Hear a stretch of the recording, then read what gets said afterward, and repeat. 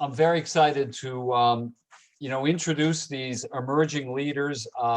They are inspirational, and I think in the times we're going through, the chaos that we've seen over this past year, hopefully we'll all gain some measure of inspiration from the people we'll hear from tonight. It has been for me, and I think most of the board of the Social Justice Fund. So I won't hesitate to introduce the first one is Kavita Rai, who's the founder of Justice in the Classroom. I'm very, very honored to announce her. And Kavita, I'll hand over the reins to you.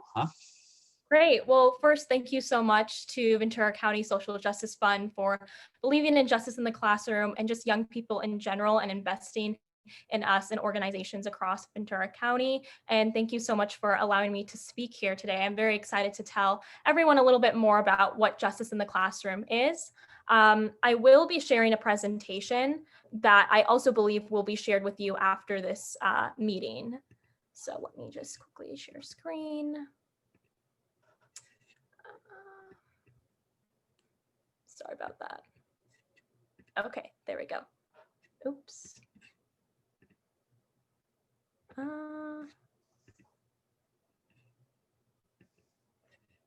Use the present button just to the left of here. I kept on pressing share, didn't realize that. Apologies. So Justice in the Classroom was founded this June, and we are a student-powered organization that mobilizes all stakeholders in the education system to prioritize racial equity. And we specifically focus on 6 proposals, including curriculum reform, diversity and inclusion programming, teacher equity training, hiring and retaining more educators of color, student punishment reform, and releasing data reports on all the initiatives stated above. Our goal specifically really was, as students, what can we do to push forward a movement that we know needs to happen in public education systems. I'm currently a college student, and Justice in the Classroom is composed of college students and upperclassmen, high schoolers who see a need to really talk about these issues and to do something about it. And so, yeah, that's essentially why we started. It really was, what can we do as students to talk about racial equity? How as students could we act as change makers? And we really saw that within the public education system, the student voice matters. And we were able to be a large factor in a lot of diversity and equity initiatives that happened over the summer and over the fall. And we're really excited to work with the Social Justice Fund and other Ventura County organizations to continue this work. And so briefly, I'm gonna, just to preface, I'll be skimming over this presentation because I don't want to take up too much time, but it will be linked. This is just one example of the initial data research we did about, really looking at the breakdown and diversity of literature. And as you can see in CVUSD, 12 out of 100 books recommended are written by authors of color. And then these are specifically our proposals. And so in bold, you'll see what exactly we're asking for. And this is also all linked on our website. So again, talking about curriculum reform, equity programming. So this is, releasing public reports on district efforts of equity programming and figuring out what mandatory diversity and inclusion programs can we have, such as, assemblies explicitly mentioning racism or student councils specifically for DEI. And then diverse hiring and retaining more educators of color, and ensuring that we also have implicit and explicit racial bias trainings as well. And then lastly, student punishment reform. In what ways are there racial disparities in the ways we give out, detention, suspensions, expulsions, etc. And so one of our biggest accomplishments has been being able to pass this racial equity board resolution in Conejo Valley. And I believe it's also on the agenda for Oxnard Union High soon, and it should be discussed at a meeting upcoming. But essentially everything that I just laid out of our 6 proposals is mentioned here in the board resolution, where CVUSD can formally commit to our proposals. And then here's just a few infographics about what our growth looks like since June. We've been able to grow exponentially on social media. We've been able to kind of compile a teacher advisory board, as a teacher voice is crucial to any work we do with education. And we've expanded chapters in all 5 school districts in Ventura County. And over the summer, we were able to do campaigns like History Outside the Classroom, Register for Justice, supporting our agricultural workers in Ventura County, and doing a virtual town hall series where we amplify concerns that BIPOC community members have about the education system. And just, if you're on social media, please follow us at Justice in the Classroom on Instagram and Justice in Class on Twitter. There'll be a slide with that information too. And then we also did a book club, and we also made sure to do community partnerships, as it's very important to invest in work that's already being done. And we want to always position ourselves as helpers and amplifiers. And I won't go over the district progress as that can get a little bit meticulous, but if you are interested, please look at this link. I believe Brian will be sharing it about the specific progress we have been making in each district. But yeah, I can stop now if there are any questions. I know I speeded through that a little bit.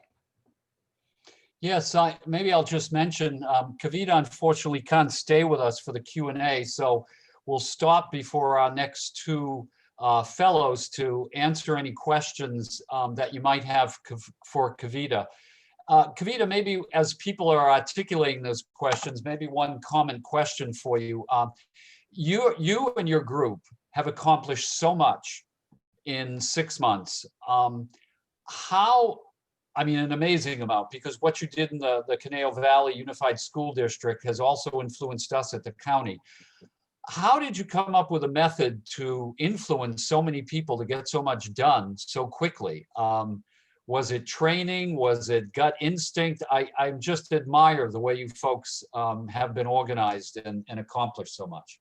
Well, thank you. That means a lot. I think honestly, it's a combination of instinct and also knowing as students, what is our position as change makers? We're not going to, step outside of our expertise. And as students, sometimes I think within the education system, even within, the school board politics, sometimes the student voice gets overlooked. And I think that we were able to really, be a strong force. And I think that investing in students' ideas and understanding that, we do understand how to, lead organizations, have these conversations, allows for us to really get work done, because, we're able to be taken seriously from, local officials and other leaders in education. And I think it's really that collaborative work that allowed us to get so much done.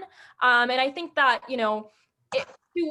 to be honest, it really is the fact that students are passionate about this. Students care about it and want to be involved in the process of their education, whether that be what they're learning in with curriculum reform, or how they're being affected with student punishment. They care about it, and they see that it has an impact, not just within the 4 years they're in high school, but in their life at large. And so it really is the fact that students are passionate, and that is the drive alongside trial and error of figuring out, okay, what works, what doesn't, with the internal logistics and management of it all. Okay, tremendous. Just before we go on, I want to urge people, if you do have a question, Kavita can be here for another 3 or 4 minutes. But again, I'll ask another question. Kavita, we can feel your passion. What do you want to achieve going forward? How does this Justice in the Classroom develop, both as an organization, but also for you personally? What are you learning, and where do you want to take this?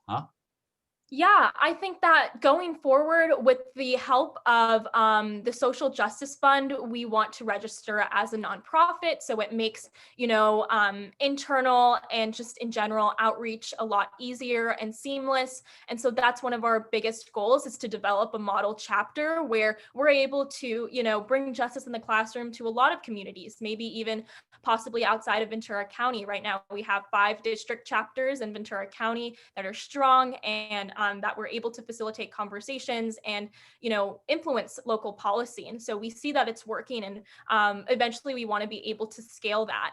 And as far as for me, I have learned a tremendous amount, more than I think I ever thought I was going to. Something that I don't think I often say is I never started justice in the classroom with the intent to start an organization. It really was a conversation. It was like, okay, well, why were we not taught this? Why didn't we learn about, these movements in history class? And then from there, we realized, okay, well, we can't really talk about curriculum reform without mentioning, all of these other proposals that we then developed. And so we really, from that, we really realized that there's a lot of work to be done. And I've learned so much about digital strategy, active listening within community members, and also learning how to develop policy and figure out how to work with elected officials in a pragmatic and driven way to actually get stuff done.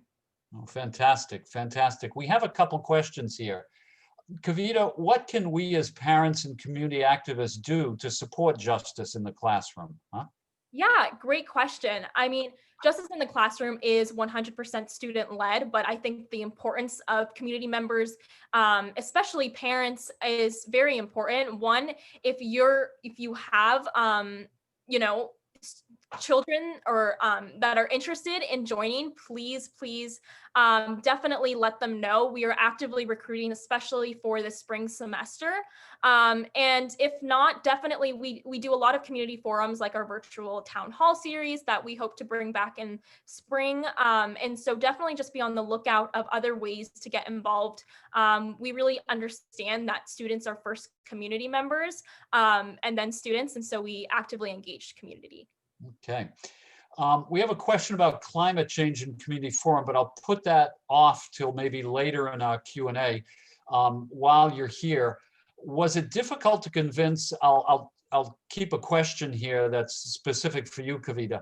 Was it difficult to convince the districts to include more DEI materials in the curriculum?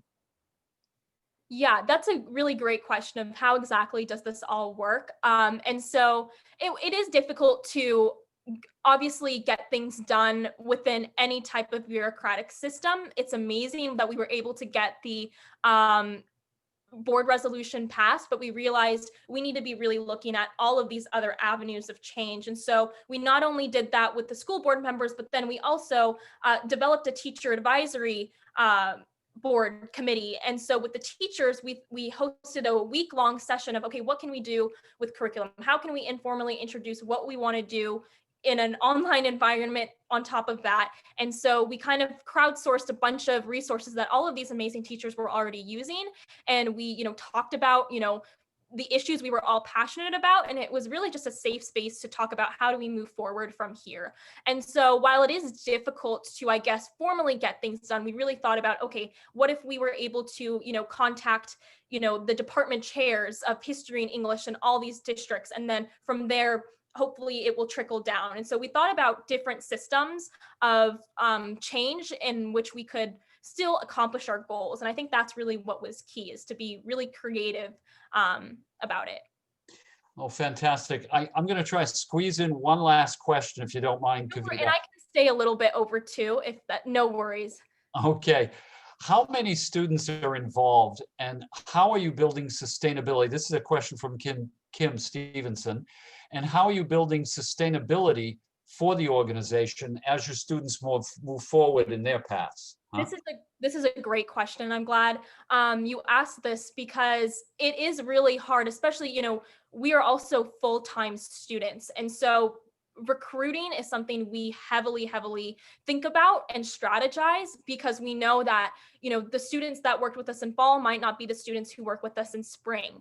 And so as of now, we still have 150 plus students registered on our Slack channel, and we are able to send out things on a rolling basis based off of when people are able to help. As far as consistent members who are the ones really, doing the work. We have just like a basic committee structure of outreach and districts. Like I said before, a lot of our advocacy work is now on a model-based chapter where districts are in control and have autonomy over how they want to go about addressing each proposals. And so that makes it easier because it's district specific. But moving forward, we really focus on mentorship and ensuring that each, an outreach lead and a district lead has a shadow who is, maybe an underclassman in high school, new, so that people are actively learning and being able to also actively recognize their own power as a young person. Well, listen, Kavita, I want to thank you for tonight and more. I want to thank you for all the work you've done. I believe you're still you're a sophomore at USC, if I remember right, huh? Yeah. And I always say, as soon as I hear you and some of the other emerging leaders, I'm jealous of how well-spoken, how organized, and how passionate you are at your age, and how much you've accomplished already. Thank you for your work. Thank you for your involvement. It's tremendous, huh? Thank you so much. Okay.